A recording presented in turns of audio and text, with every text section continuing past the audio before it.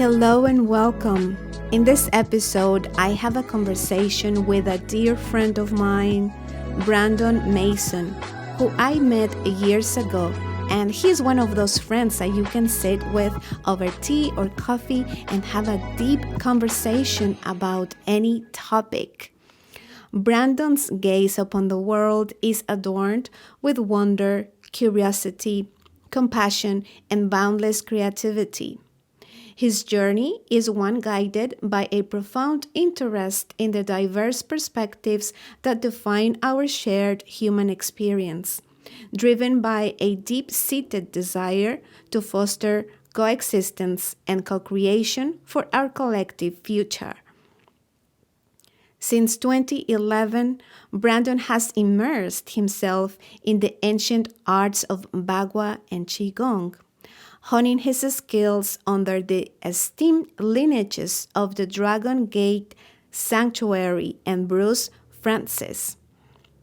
This journey has not only enriched his understanding of mind body connection, but also serves as a testament to his commitment to personal growth and holistic well being. In a past life, Brandon donned the hat of a tech virtuoso, dedicating over a decade to crafting software solutions for startup ventures in the vibrant landscape of Phoenix, Arizona. Presently, Brandon calls the beautiful state of Colorado home, where he continues to weave his multifaceted narrative. He shares his insights and musings through the auditory realm, hosting a podcast at truthsyncs.com. Simultaneously, he lends his expertise to the world of marketing at StrawberryJam.studio. Brandon's journey is a testament to the fusion of diverse experiences, seamlessly blending ancient wisdom with modern innovation, all the while fostering a spirit of harmony, understanding, and collective growth. And now, please enjoy.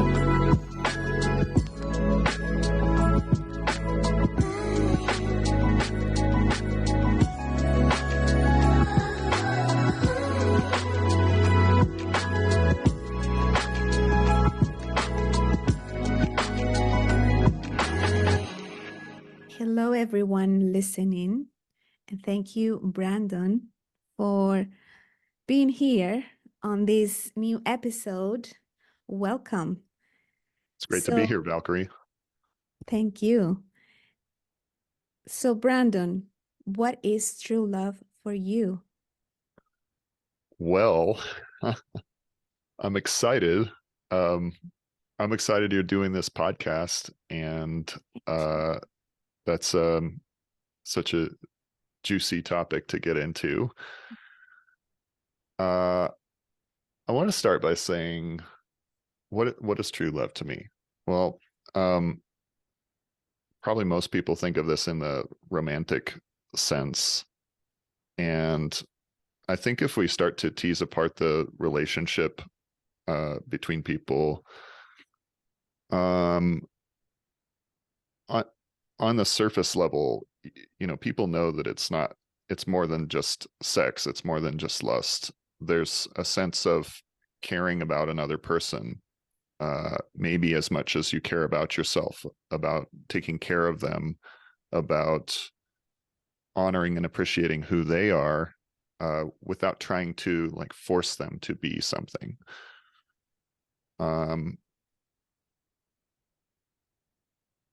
I think that goes beyond romantic relationships. Clearly it does. And I'd like to, you and I talked before this, and I'd really like to take it to a place where we talk about how you could feel a sense of love towards all things that you encounter. Yes. Yeah, it's true love is what we want really, because we all want different things a in a relationship, any kind of relationship. My true love might be the true love that I feel for my career, for what I do, for my art, or whatever that is. And it is different for each individual. But usually we relate a true love with a romantic relationship.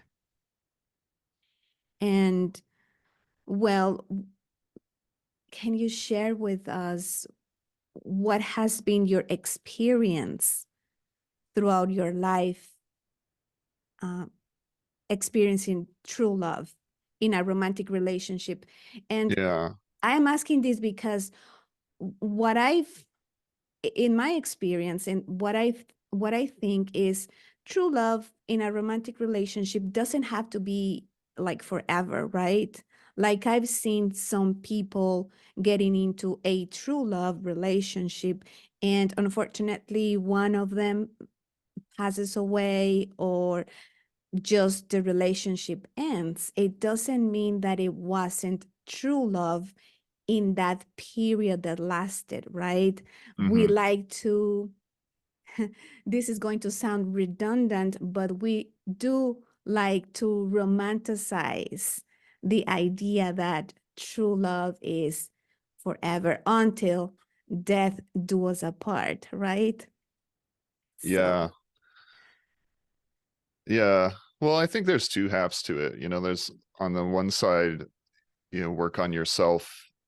Uh, and if a person has an expectation of I'm going to encounter this true love experience, they might not be really realistic about the work that they've done on themselves to prepare for that, to be fully ready to show up in a relationship and take care of another human being. uh, all of your traumas, your and your story for what you expect the relationship to be is a barrier to truly seeing the person that's in front of you, right? mm, yes. So that's one side is to work on yourself, and then the other side is, you may have done the work and then you get into relationships where you see like, I'm putting in my part here and I don't feel a sense of reciprocation. I don't really feel like my partner is meeting me here. Maybe they're not as interested as I am. Maybe they're thinking about the relationship in a very different way. So, I don't know like a magic formula, but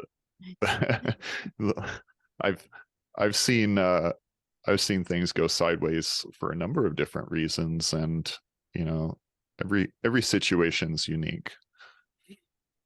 One of the things I like to say too is that every relationship is a conversation, and the assumptions that um, what a person's preferences and priorities and what their life is about, the assumptions that because you dated someone in the past, now you know this person in front of you, um, that gets us into trouble a lot on both sides, male or female. And the real magic is in getting to know the person that's in front of you.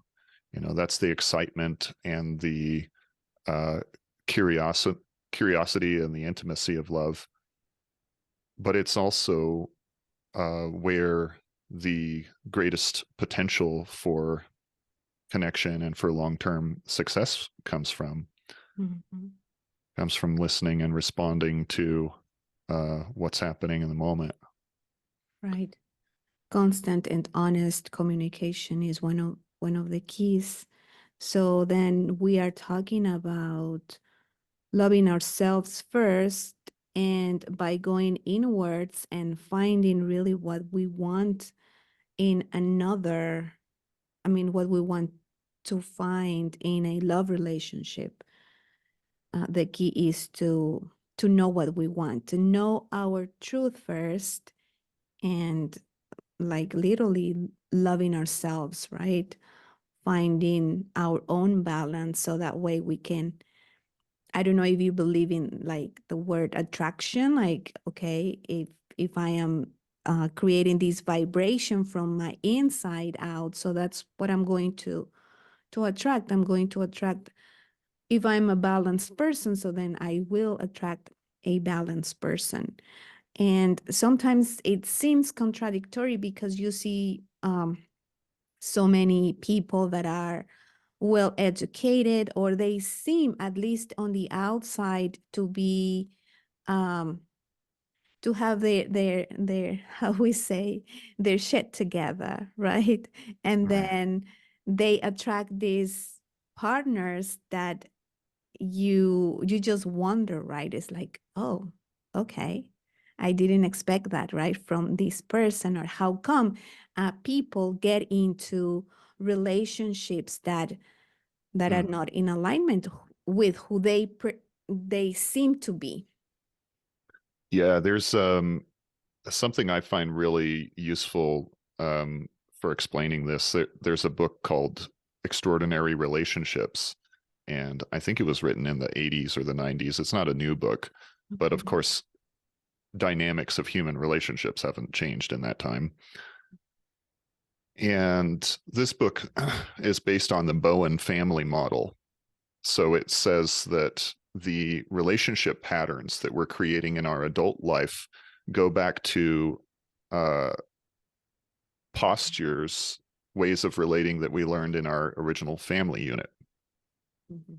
And it also talks about emotion, the atomic place in which you can consider emotion happening is not the individual, it's the family or the tribe or the village.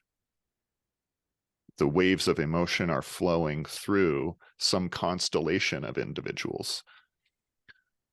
So, uh, to get back to this example that you mentioned of someone who really seems to have their shit together, and then they end up dating someone whose life is falling apart. One of the patterns that's mentioned in there is overfunctioning and underfunctioning. And that can be a pattern that someone learned in their family unit. And then they go on playing out that program throughout their life. It's not, it's also not clear cut. It's like this person always overfunctions. They might be overfunctioning in some areas of their life and underfunctioning in other areas.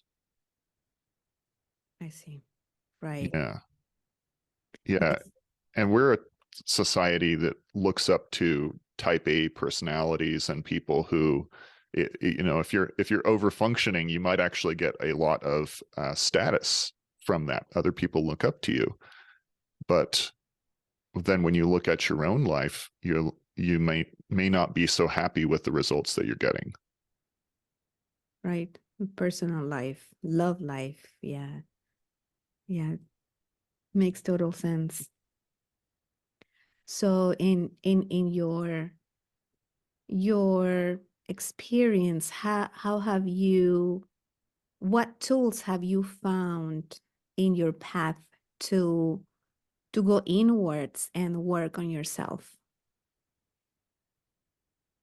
Well, one of the things that I do, I've had a number of cases where relationships blow up or some traumatic or upsetting moment happens. And I always like to introspect and journal after it and ask myself, well, if I get past just considering the other person is bad or they're wrong and I'm right, if I get past that kind of judgment dynamic and I start to look at, well, let me assume that they had a positive intention in this. Let me assume that I had a positive intention in this. What was that? Okay. And I'll try and piece together and map out, where were each of us functioning from and how did it go awry? I'll give you an example. I was on a road trip with a girl This is a and good one. Yeah, Sorry. that can be intense, right? Yes. So we had a situation where like the vehicle was having mechanical problems and that was stressing us both out. And then we both had our own upset patterns around that. But as I started to look at this and I started to look at what were my motivations, what were her motivations, what I assumed to be, my motivation was really in sharing an experience with her, right? Like I wanted to cultivate this experience and share it. And so my fulfillment would have been the sharing of that experience and you know just to see that positive impact on her. And what was she looking to get out of that situation?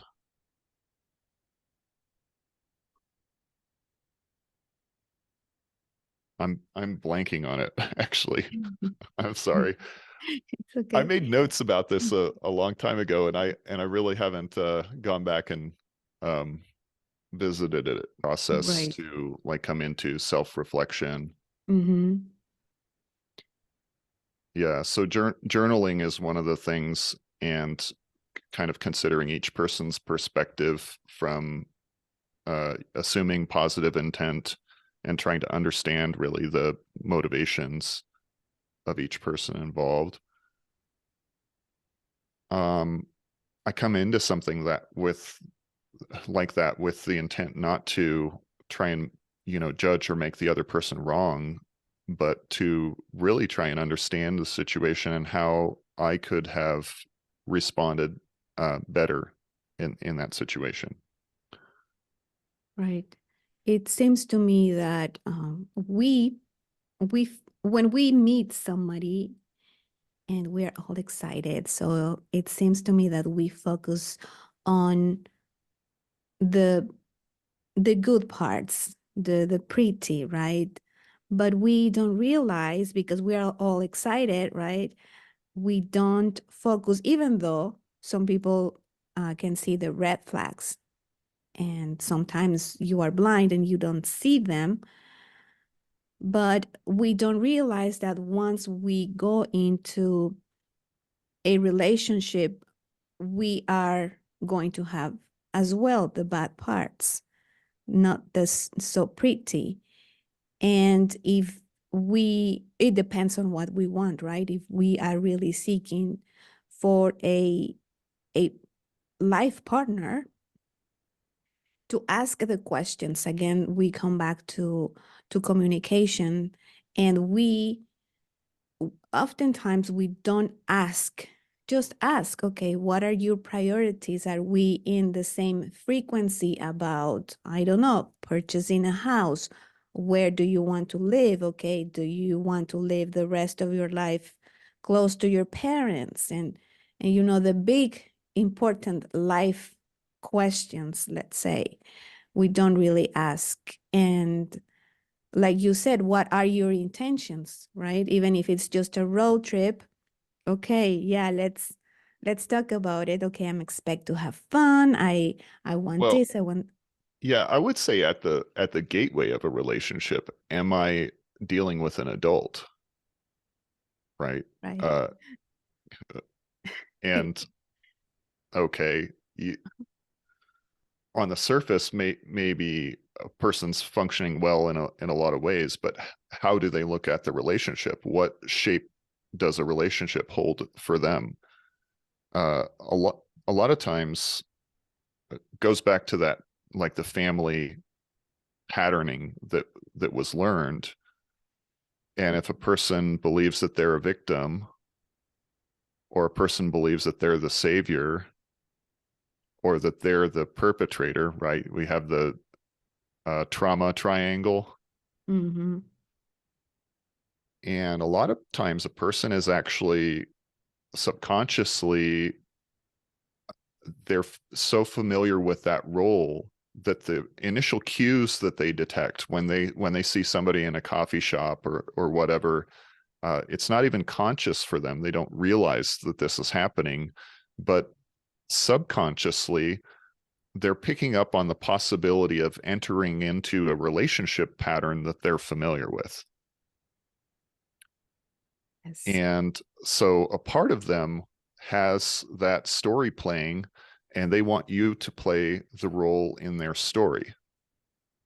Mm-hmm. Yeah. So this has been a lot of these past few years. Like I've actually taken a step back from relationships because I see a lot of this happening.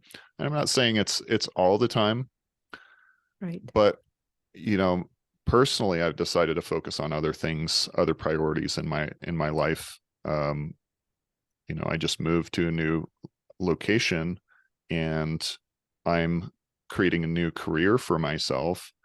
Like I need to stabilize my living situation and my career before I start to look at a relationship. And I think it takes a little bit of maturity to recognize um the order of operations there, you know. Right. Like if I was to get into a relationship now, I feel like it would be really stressful because my time and energy would be split between a business that I'm trying to get functioning and a relationship, and I don't think I could do either one of them service. Mm, And yeah. then throw into the mix the fact that a lot of people are in that uh, mode of there's a story that's playing out. Um, you've got to walk through that with every partner. You know, whatever their trauma is, whatever their patterns and their stories are, you've got to be willing to sit through that with them. You know, it's not like this person has stories running, so they're a bad person. I have to swipe left and go to the next person. It's like, no, almost everyone you meet, unless they're in like a Buddha like state, Right. Right. is is going to be functioning in these patterns. Yeah. And All of us. so Yes. if you don't have the willingness to sit through that, process that, come to an understanding, you know, what are the consequences of falling into those patterns, right? um like let's say if you go into the relationship as a hero, that might feel great at first, that might validate your ego, Mm-hmm. but after a while you're going to start to feel resentment about putting all these things into the relationship and not having reciprocation, right?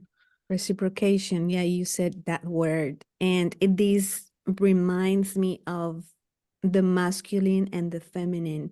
Like, what roles are we playing in a relationship when we have, um, yeah, if you are not doing your part, if I'm not letting my man to fulfill that aspect as a man, so then it creates an unbalanced relationship, an unbalance in myself as a woman, right?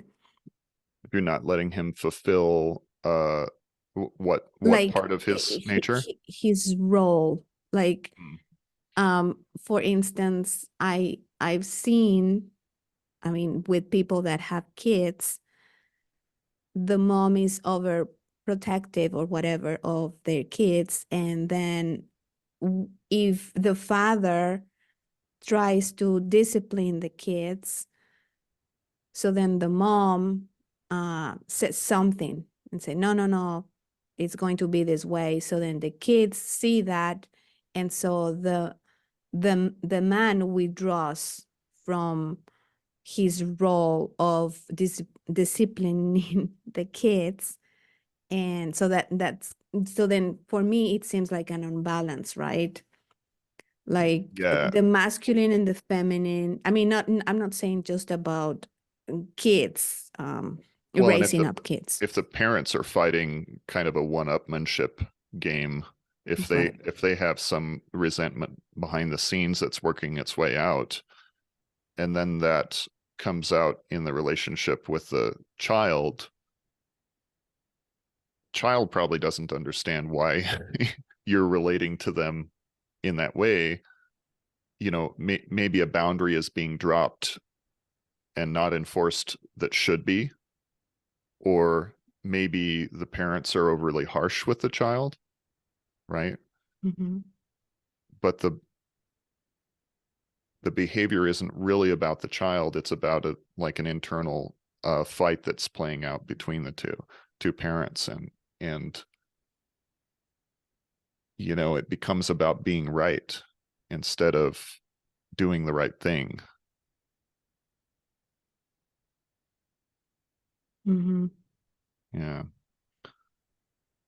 So yeah, I don't know if that was related to what you said in the beginning, or maybe I like derailed a little bit.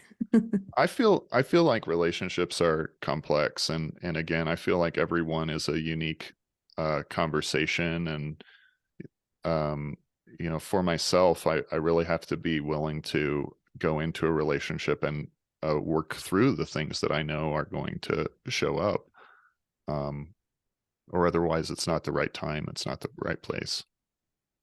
Right. And then again, every relationship that we have had, um, well, if we are conscious, so many people go into relationships that don't go well, but they keep repeating the patterns. And there are so many factors that can make you realize of these patterns. But still, some people still oblivious to the fact or those patterns, right? It's like our blind spots. And yeah, it all depends on our interests, right? Like for in my experience, I had this one pattern, and I wouldn't say all of a sudden I realized about the pattern because I did some inner work on me. And so then I came up with like, oh my God, this is a pattern. I need to do something to change it. And so then that way I went deeper into self-discovery and doing other practices. But not everyone comes to that awareness, right? Depending on what environment and your interests. I was interested in let's say some type of spirituality, and so then that's how I think I found out, right? Or you you really never know when that awareness will come through, and like, oh my God, like a strike of awareness, like, oh my God, I've been living this my whole life and I didn't realize it up until now. Wow. Yeah, one of the things that I've been surprised by is when people take a moment and they really learn from it and they come to some realization, and then sometimes when they don't. I've been surprised on both sides, you know, Mm, and I've asked the question, what is it that makes a person do one or the other? Uh, right. is it is it something about the way, and you can tell too, like some people do it consistently. Some people consistently learn from the experiences that happen and are constantly evolving and growing, and other people not so much. They're still stuck on the same issue that they were a very long time ago. Right. I feel like one of the reasons for that potentially could be the person's relationship with the learning process itself, and their relationship with the idea of being wrong, of making a mistake. Like if the person has a lot of self-judgment around that, then that becomes an area where they cover over, and they don't want to sit with it. They don't want to come in contact with that part of themselves. And so the learning process can't happen. Mm, yeah. Yeah, that can be it, right? The level of awareness or whatever it is called. Yeah, I always ask myself that question, why?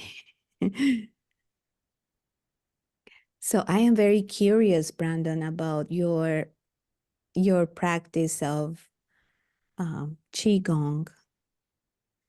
And so how many years have you now been practicing? I've been into Qigong since 2011, so it's been 12 years. Nice. Yeah. And I can relate that with relationships a little bit. Um, when in my early 20s, I had social anxiety and like even going into grocery stores and stuff, I was so overwhelmed by all of the people in the store and what they might be thinking, how they might be perceiving me. Like I Mm, just had a lot of anxiety and nervousness about that. And maybe a part of this is just getting older, but I think things really started to change for me when I started practicing the Taoist meditations. And this was really practicing body awareness. It wasn't some formula for processing my stories or anything like that. It wasn't intellectual. It was body awareness. It was breathing, mm, moving the awareness into different parts of the body, growing the ability uh, to do that, to maintain a focused awareness, and I could be in my shoulder and be mm. there stably, you know, Yeah. and I'm going to move down to my elbow. I'm going to Mm. move to my hand, right? And you can do surface level stuff and then you can go deeper. You can go into the liver, into the kidneys, into the heart, into the lungs. And what this is doing though is it's building a steady awareness and in order to even do that, to hold that concentration, you have to develop this soft, relaxed awareness. And I think what I started finding was when I was in social situations, I could bring that same soft, grounded awareness into the social situation. And instead of chasing after my mind, the mind is always running. It's always doing things, but you don't have to chase after it. You don't have to follow it with your attention, with your awareness. So there's something in that. And I think it's a useful tool. I think that a lot of people would benefit from really coming into a place of choice around where their attention and their awareness is focused because it allows you to dismantle the reactivity, your own reactivity in a lot of situations. I see. It sounds like a grounding meditation. You said, I am in my elbow, I am in my liver. And this reminds me of this book, Osho Meditations, Mm, where he shares this exact meditation. Practice being in your toes, practice being in your hand, and I just find it very, very powerful. And recently, well, actually like around 2 months ago, I came up with a meditation that I do in the shower. And I said, okay, how can I make my shower more productive to be grounded, right? It's just like a crazy idea talking about I'm gonna chanting. I'm gonna spend 40 minutes in here. I got to get something done. Right, right, exactly. So I said, okay, what if I because sometimes, of course, I get caught up in daily activities and I said, okay, my meditation, and I'm like rushing, and then I'm so tired, and I'm like, oh my God. So anyway, I came up with my own chanting or singing. So what I do is I created a song for myself where I am tapping and I am singing to my body, I love you, honor you, appreciate you. You have the power to heal yourself.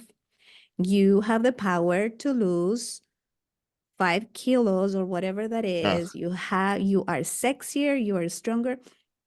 So then I just created a rhythm for this song. And so every time that is my showering time, I just go into this mode. And it just blew my mind at the way it changed me. mm, Um, I feel more connected to my body. I mean, of course, I do all these Tao practices and whatnot, but this one practice, it was a game changer for me with the frequency, right, that my voice creates and that love that I'm giving myself. And I mean, I'm telling myself, you look sexier every day, right? Who knows? Maybe it's not true, but I do feel sexier. And that's awesome, just that alone, right? And so then it creates this vibration around me where, let's say, I am more attractive. I at least that's what I've experienced. Like now I'm having like more friends. And I'm like, okay, this is really cool. My relationship with my husband, right? Like you know those the in the intimate part, and I'm like, okay, so now I get it. So everyone listening, chant to yourself and sing to yourself in the shower. I mean, it's really healing. It is nurturing, right? And again, we're talking about frequency and vibration, and when it comes from the heart, because of course you love yourself, but you don't say it. You're like, okay, or when you say something to yourself is not very positive. I'm like, oh my God, I'm stupid, how did I get this wrong, or blah blah blah blah. And that's when we uh, talk out loud and think negatively, right?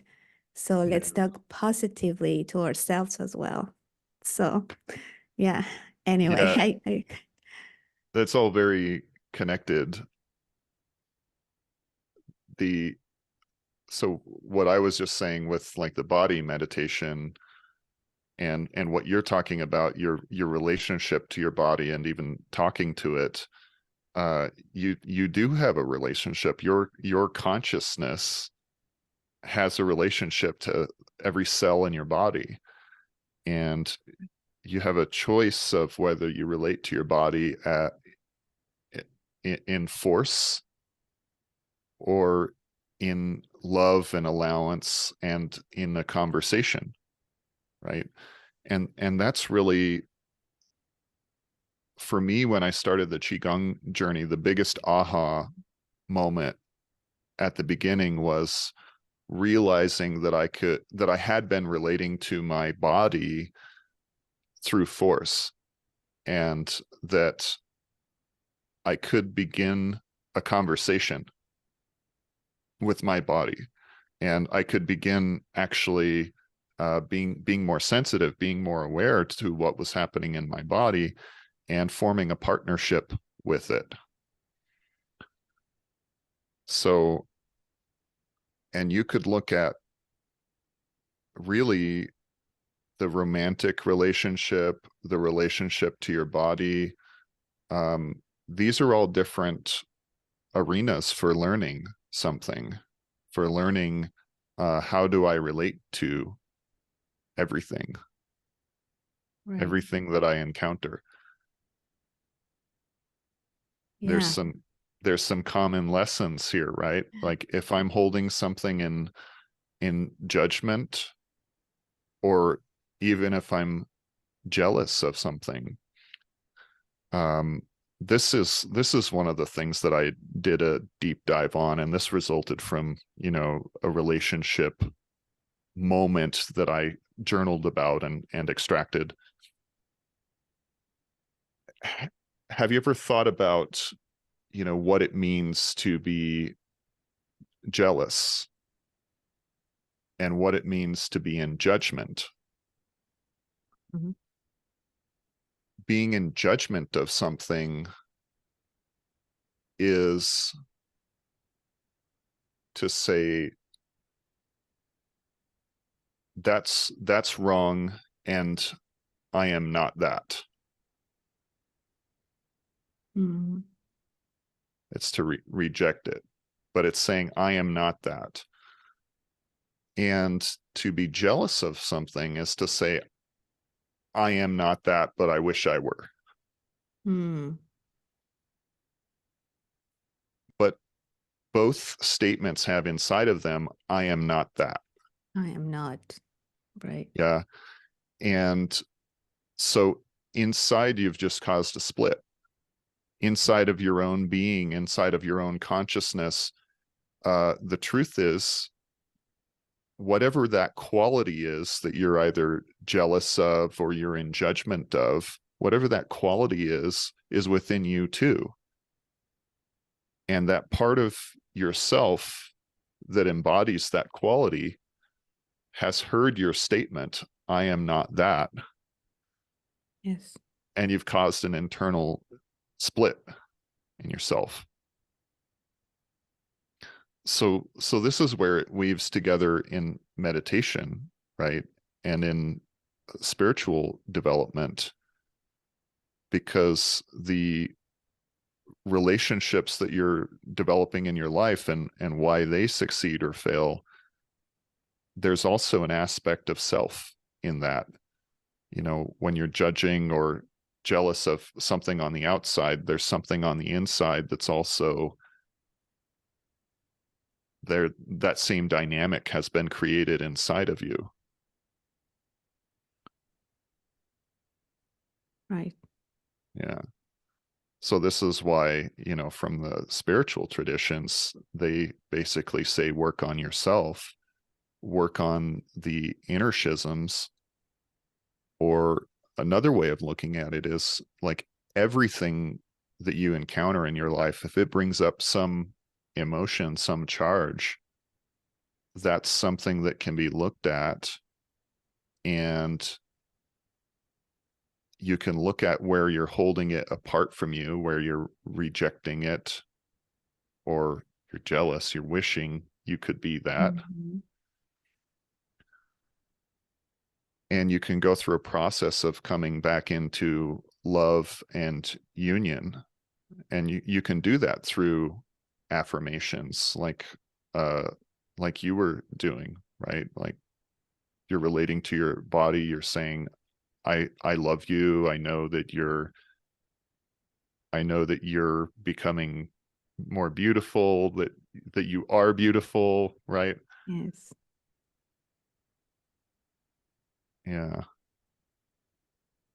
Yeah, these meditations can be very life transforming, to say the least. And well, the challenge nowadays is to really take the time.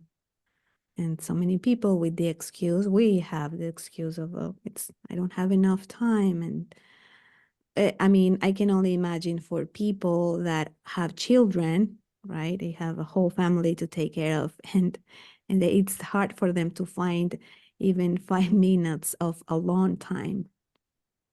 So, and then when they do have they 5, 10 minutes is because it's late in the night, and then they are so tired, and they don't have the strength to go and sit for a little bit and just listen to Yeah, themselves.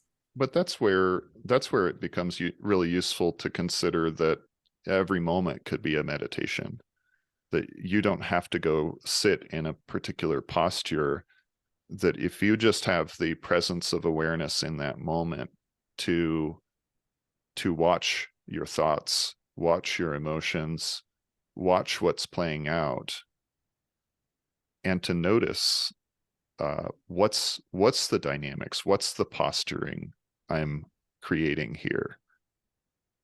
Right. You can start to come into more power over that posture. When you're driving, for instance. Yeah. Yeah. Make you more aware and not have uh, road rage, for instance. Yeah. Yeah. And driving's a good example because, like, is there anything that you've criticized another person for doing that you have not done yourself? Right. Totally. And how does that part of yourself feel? You Yeah. know, when you go off just like unloading, cursing at someone on the road, you know, there's a part of yourself inside that's like shrinking. Yes. So what would you say has been your biggest aha moment? I mean, you already explained that you had social anxiety and that Qigong help you to overcome that aspect of you. Why do you think the social anxiety, where do you think it came from? Like you were like this as a kid all the time, or do you recall any event? Yeah. Yeah, I mean, everybody's got their stories, you know. For me, the first time I was at a bus stop, you know, going to school, and my mom, you know, let me out of her sight, you Mm, know, I had an altercation with a kid. um I don't even remember what he said, but I he said something that I didn't agree with, and so I told him, you know, that's not true. He said something like that. mm. And so he pushed me to the ground. To He's like, well, I'm bigger than you, so looks like I'm right today, you Wow. know. Okay. And so I think one of the things that, you know, when I really sit with how human beings treat each other, that there's a lot of grief there. Mhm. Me. And I think I think that grief is probably present in a lot of people, that they see how we're treating each other in the world, they see how they've been treated, how they've treated other people, right? Mhm. And you know, there's enough there to really have a lot of grief about, if we were to sit with it, right? Mhm. But we shield it over. We focus on other things. We distract ourselves. We're just doing the best we can. Yes. But Um, there's these chains, these cycles playing out within humanity. would it be unexpressed emotions, not released emotions?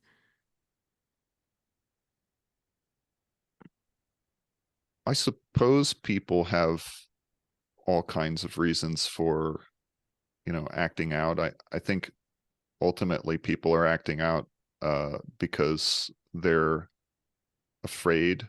They're afraid of being hurt themselves. They're afraid of being wrong.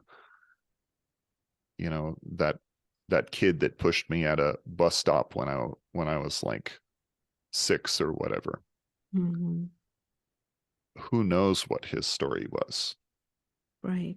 But it could very well have been that he was not comfortable with the idea of being wrong. He was not comfortable with the idea that, you know, whatever his model of reality needed some adjustment. So he was going to adjust my reality instead. He was going to align your chakras first. Yeah, yeah, yeah. So I don't know. And from an individual perspective, it's like, well, I could be hurt and upset about that for my whole life, uh or I could take it as a learning opportunity. Like, this is what's going on in the physical world, whether might like it or not. Uh People do have sensitivities, and it doesn't really serve anyone to go around upsetting them all the time. So unless you have a real purpose and something really needs to be said, uh, you know, maybe you don't always need to rock the boat. Right. Yeah. Yeah. That reminds me of one experience I had when I was in elementary school. I was around 7 or 8.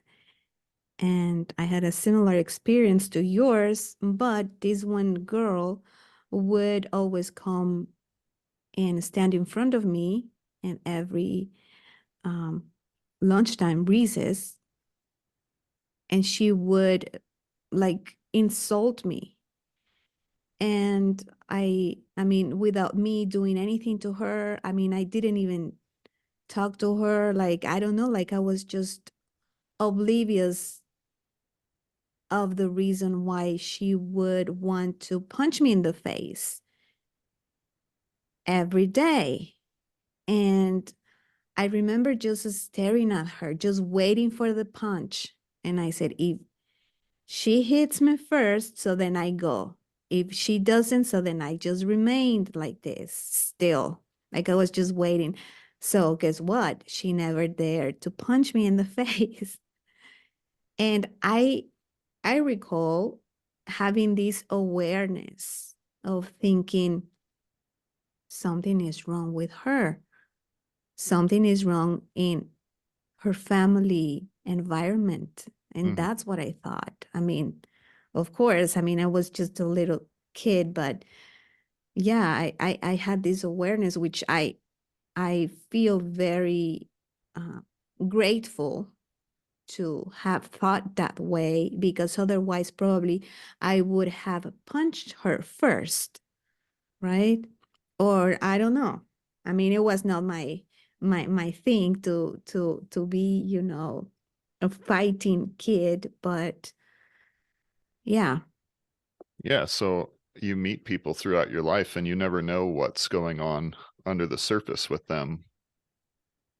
But one of the one of the lessons I had is that everybody has aspirations and challenges, no matter who they are. And if you were to actually get to know them and get to know what their aspirations and challenges are in life, you wouldn't be able to dehumanize them anymore. You wouldn't be able to think of them as just evil scumbags, right, because of whatever that one moment was that you encountered them in. right, yes, So, yeah, that's a lesson that's stuck with me. Like, you don't get the opportunity to get to know everyone that you meet, but I think that's always true. If you were to get to know them, it wouldn't be so easy to cast them aside. right. Rather, maybe you would be compassionate, even. Who knows? Hmm. Yeah. So the power of I am, coming back to that, I am not. I am Yeah. not that. Uh, You know, did I mention this? You had your affirmations in the shower, and I was thinking of the I am discourses of Saint Germain. Right. Yes. Yes. I have Uh, read it like 3 times already. I love yeah, it. somebody's published a audio version on YouTube now. There's probably a couple, but listening to that, I love channeled works because they're some of the most potent information and wisdom that's available. It's like when a person is channeling, whatever you might think about the process and whether it's legitimate or it's not. Right. When a person's channeling, they're not holding back. They're not having to politically explain, everything and make it approachable. It's just, here's the raw truth. Yes. And it's a perspective, and you can look at it and see for yourself whether it works in your life. But the I am discourses are something I really enjoyed. um Yes, me too. I Definitely. I had a meditation that I created for myself from that, and I would sit and I would say, I am the breath that moves down. Mm, I am the breath that moves up. I am all that I am, and I love all that I am. beautiful. And I found that could really reset, whatever emotional charge, whatever anxiety I might have.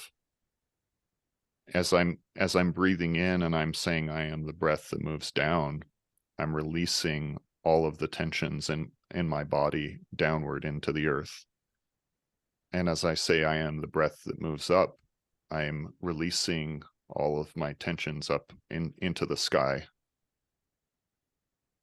And as I say I am all that I am, I'm expanding my awareness out to the edges of whatever I'm aware of, whatever I'm in touch with. And Right. then as I say I love, and I love all that I am, that love is reaching out. Right. I love that I am. And it reminds me of this shower meditation that I do when once that I accepted myself, I said, okay, accept myself, even the parts of me that I don't love. And through this meditation, I've now I love everything of myself. I said, because growing up, I mean, sounds funny, but I'm always like, oh, I'm not tall enough, right? I am not tall enough. I am 5'2". And I'm like, ugh. Or I always make a comment, oh, I hate this, or oh, because I don't like to wear high heels. So I'm like, ugh. So then I just went, okay, I'm just going to accept myself because I really love myself. So I'm going to express that. And then once that I accepted myself and I Mm. started this one meditation, so then it was definitely a game changer. And like I don't see myself even as short, which sounds um strange or even ridiculous. Like it's like, come on, Valkyrie, you are short, you are 5'2". I'm like, no, I am not short. I've definitely noticed that uh, women can be attractive regardless of their physical appearance. There's a inner joy that can shine. And Yes. if person loves themselves and they're living from a place of love, you can tell it radiates out.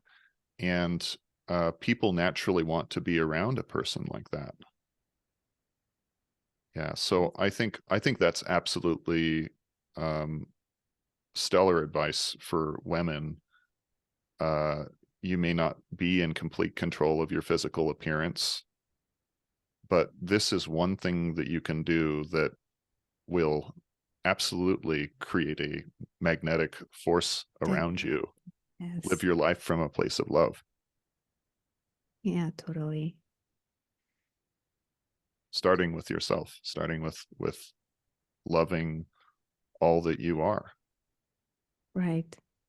And another aha moment that I had recently, a few months back, is the realization that I cannot create anything that is not in me. in any aspect of life. So, I mean, hence, I cannot get mad at anyone or anything for not giving me that thing, if that makes sense. Mm-hmm. So, if I am with the blockage or if I don't have it in me, so I will not be able to get that thing or express it even. So, I mean, all these years that I've been practicing these meditations and being in the Tao Academy as a Tao Hans practitioner, I've never had this awareness really that I cannot create in my physical reality anything that is not in me. It has to be in me first so that I can create it. And that one realization has made my life, let's say, I move with more ease and grace, knowing that it's like taking responsibility, even though I knew that I am responsible, right? Of Now, course, there are things that I cannot control, but when, when does you that say make in sense? me, when you say in me, do you mean like in my consciousness? I'm think I it's like a belief. Yeah, if I don't believe that I can attain this one thing, if I am not in alignment, does that make sense? Yeah, uh, I I follow, and I want to get clear on what is me. Mm, I guess it is in my consciousness and in my perception, in my thinking, in my believing. Yeah, Like, let's talk about abundance. We want abundance in every aspect of life, right? Like, but how can I manifest or attract abundance if I don't believe it? If it's not in me, that's what I'm trying to say. If I don't literally believe in, because one of the core, like I am the acting force creating abundance in my life. right. So Right. I'm not believing that. So then, I am the blueprint. I am the seed. I am the possibility of this manifesting within my life. right. Uh, And this is one of the things that people functioning from a spiritual understanding, they're functioning from a place of uh, spirit is the organizing force of matter, right? Mhm. Um, there's some really interesting scientific work that's happening that I came across recently. It's a guy by the name of Michael Levin, and he's got a lot of YouTube videos where he's talking about bioelectric fields as the organizing force of organisms. Mm. And he's validated this in his research where he can cut off the head of a, like, they're, I don't think they're nematodes. They're not nematodes. They're some other kind of like small. They're a multicellular creature with a head, and they naturally regenerate. Even their heads, you could cut off their heads and they regenerate. Oh, the heads, it's like a lizard, like It'll sorry. basically park itself until it regrows its head and its brain, and then it'll start moving again. Wow, that's really cool. Yeah. But he's done things where gets he gets an eyeball to grow on the spine of a tadpole, or he's actually cut the heads off these organisms and then got them to regrow like the head of a different species It's really different species. of a Wow. different species. So What? he's proving that genetics are not the uh, are not what's creating the form of the organism. It's Mm. actually the bioelectric field. Okay. So it is not predetermined by your biology, but rather by the environment? It's not predetermined by your chemistry. Huh. Okay. Yeah. It's not by your chemistry. It's by the electric field. The electric field gives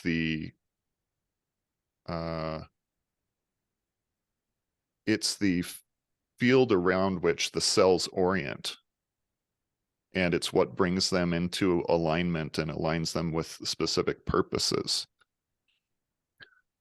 So, And so if you read something like Jonathan Pageau's Language of Creation, mm, he's talking about what is the organizing principle of physical reality. And he's saying, well, it's spirit. And the Jews for thousands of years have known that it's spirit. The yogis have known this. mhm, The Taoists and the Buddhists, they're all saying the same thing. All of these ancient religions say that uh, the spiritual world is the causation of the physical. mm, And so I'm mentioning Michael Levin's work as, uh, I don't know if he would agree with the comparison, now with the spiritual, but what I see in his work is an example at the layer of an organism, but the same principle is what all of these ancient traditions are saying about our physical reality. And I think this is what you're getting at too when you say there's something within me. If it's not within me, then it can't manifest in my life and in my world. So you're saying it's the spiritual that is the causation of the physical. mm, got it. Yeah. And I think it's a useful thing to look at Michael Levin's work, because it's literally that way in the organisms that we are. It's that the electrical field is the organizing principle.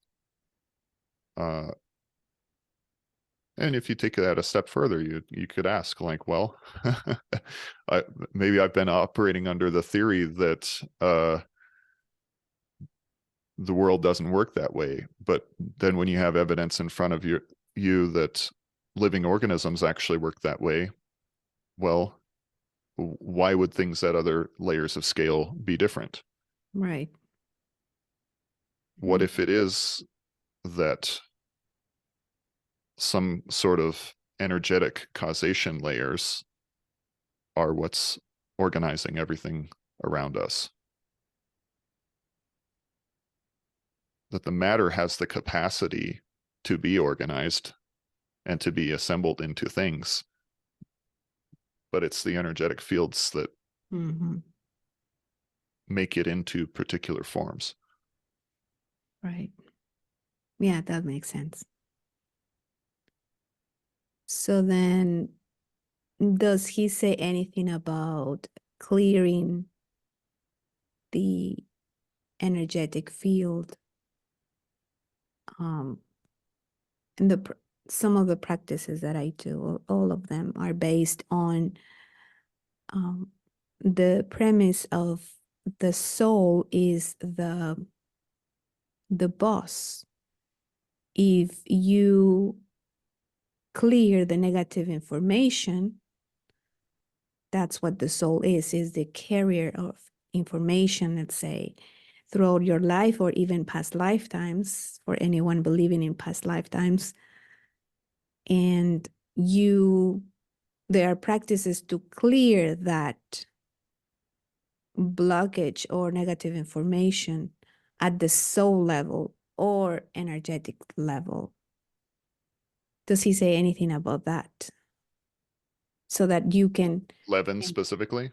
yes. Levin doesn't go too much into the spiritual uh, aspects. Like Mm, he's a straight up scientist. I I, see. I respect that. He stays in his Yeah, field. totally.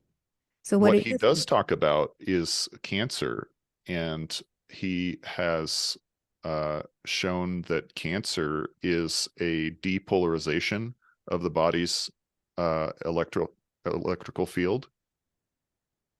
Mhm. And he has shown in experimentation that he can stabilize the body's electrical field and then introduce agents that are known to cause cancer at a very high rate. And the organisms do not get cancer because the electrical field's stabilized. Wow. So I think there are things to learn from this on the spiritual level, on the level of your own body, your own mind, uh, that the idea of unity, right? Yoga means unity. Mm-hmm. It's a process of unification. The Taoist practices are a process of unification. The Buddhist practices are, they're all leading towards unification of the body and the mind, and they're looking at yourself as an energetic pattern and softening and dissolving the barriers and the schisms between different parts of self. Right. So you can begin to see the utility of that looking at something like Levin's work, where he's proving that literally, unequivocally, that is the command language that's controlling the physical cells of the body.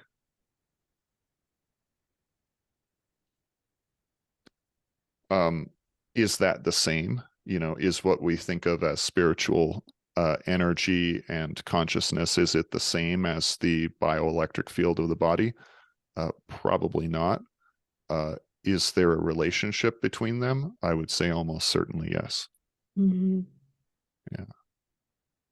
No, it sounds to me like coming down to mathematics, the frequencies, the different frequencies, higher frequencies, lower frequencies, and so on. What is the right frequency for this and that to happen or not to happen? Higher frequencies, and also uh well, so like the Kabbalists, for instance, talk about layers of causality, right? Mm. And the tree of life, and the tree of life is a study of how the Godhead, the Trinity, uh, manifests as physical reality. What are the layers of causation that it must go through until it um, births this universe into existence? And that's what the Kabbalists are doing. They're studying that, and they're trying to raise their own consciousness through these layers of causality uh, to, have greater awareness and greater um, command control of the reality around them. And it's very similar to what's happening in a yogic practice or a Taoist. Yeah. Mm-hmm. Yeah, the So layers, right?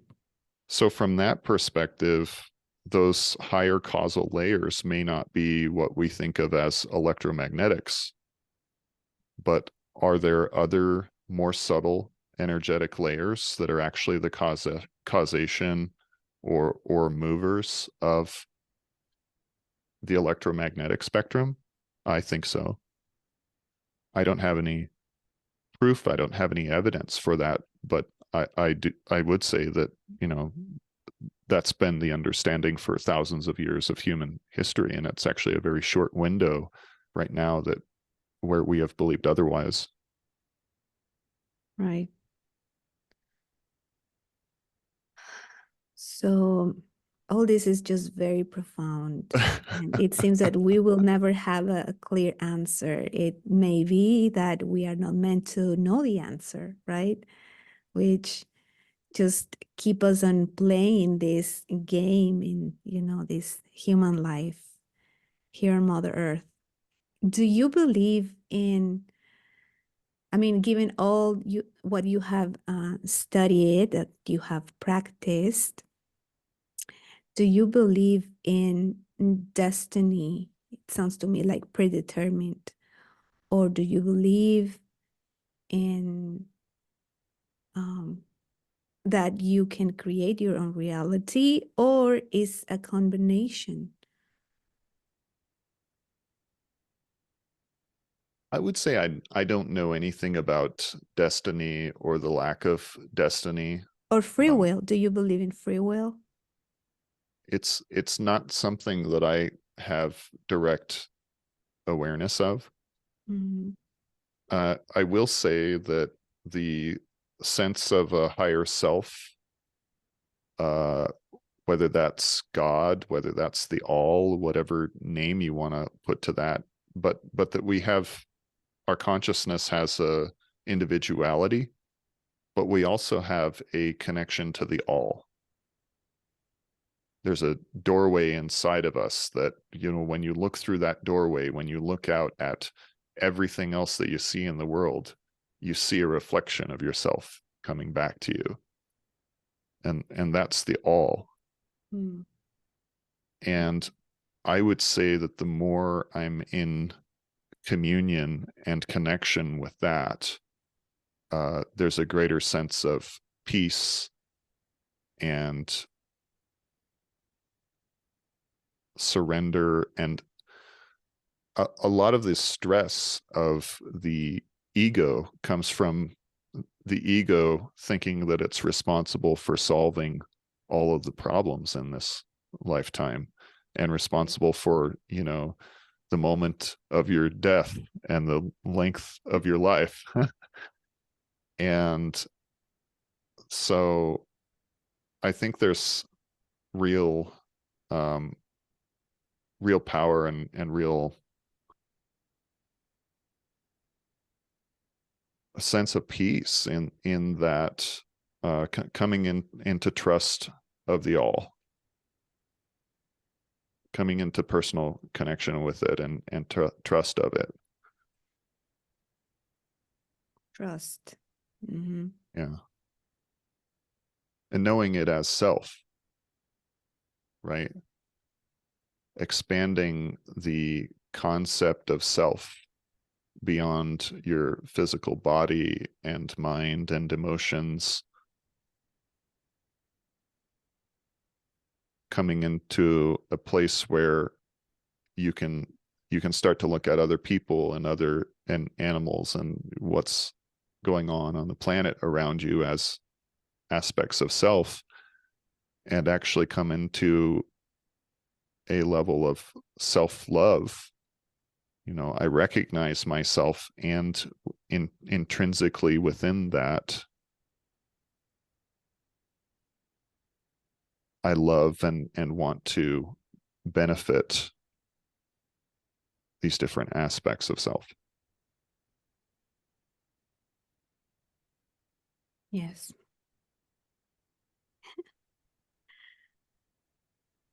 What would you say to someone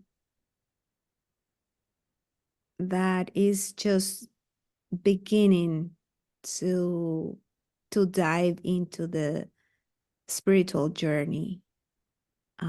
Is there any book that has changed your perspective? Um, I mean, in a deeper way, or anything that you would like to share with somebody that is starting to dive into this mystical journey, because it is mystical. I mean, Yeah, Taoism is really the first thing that opened the door for me, and one of the reasons is that it takes an approach of, try this and see what happens. It's a very non-dogmatic approach to things, and I needed that. I was coming uh, into my own spirituality from a pretty scientific and analytical point of view. And so I didn't really think of Taoism as even a spiritual practice. Um, it was body awareness, it was mind awareness, it was going there, it was exploring and finding out what's inside my body, what's inside my consciousness, and what's beyond that. Can I move my consciousness over here 3 feet to the left of my body? What's that? Right? So, um, it's just, hey, try this.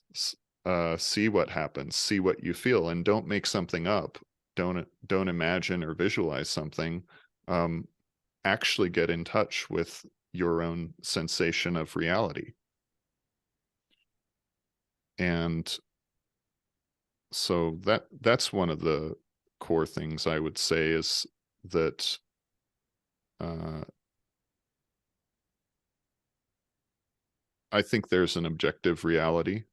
I don't think that Mm. you need to have uh, a particular faith or a particular language or a particular story that you're telling yourself about it. But that if you explore, if you set aside your predispositions and your thoughts about what it might be, that you might actually find out what is. Right. Yeah. I love that because I always say when I share things that I know and that I practice, I always say this might or might not work for you. Maybe your teacher is going to be somebody else. So just keep on on searching because the way a teacher says it maybe will not resonate with you, but what about the other teachers?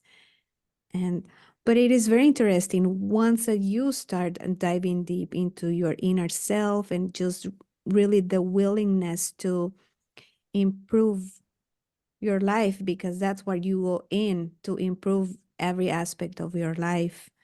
You just don't stop, and then you realize that it is a continuous evolving and ever evolving, right? It never ends. um, I like to listen a lot to Abraham Hicks, another channeler, right?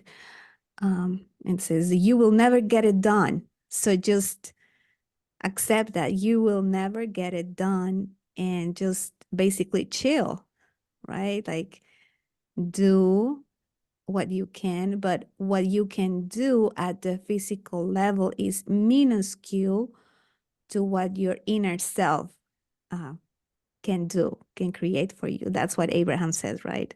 I mean, it doesn't mean that we will just stay and not do anything at the physical level, but it is about trust your inner self, your soul, whatever you call it. Yeah, and I that's a journey I'm on right now. What's the relationship between higher self and this mind, this heart, this body? Mm. How do I create the most harmony and walk hand in hand with that higher self?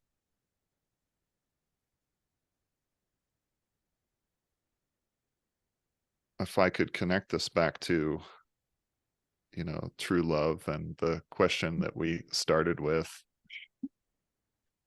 I think that these explorations of self are important. And the more that you understand yourself, the more that you come into a loving relationship with self and with all that you meet, uh, the more you're able to offer in a relationship, the more you have the capacity to create what might be called true love, the lasting and enduring love where you care for another person, they care for you, but nobody's so completely off balance that it becomes something unsustainable, and you can continue to hold awareness for the relationship, for the other person, for yourself. Uh, and it's that awareness and that willingness to work through things that creates the longevity, I believe. Yeah, that was beautifully said. Really, really beautiful. Thank you. And I think that was perfect to wrap up. Brandon, it has been a pleasure, as always, to talk to you about um, deep topics like this one all the time. I am honored to call you my friend and to have known you from years ago already. So thank you so much for being on the podcast. And well, see you soon, my dear friend. I love you. Thank you, Valkyrie. I'm excited you're doing this, and I look forward to your episodes as they continue to come out. Thank you. Thank you, everyone, for listening. Have a good one. Explore the realms of truthsinks.com and StrawberryJam.studio to embark on a voyage through the fascinating intersections of Brandon's life and vision. Links in the description box below. Thank you for listening.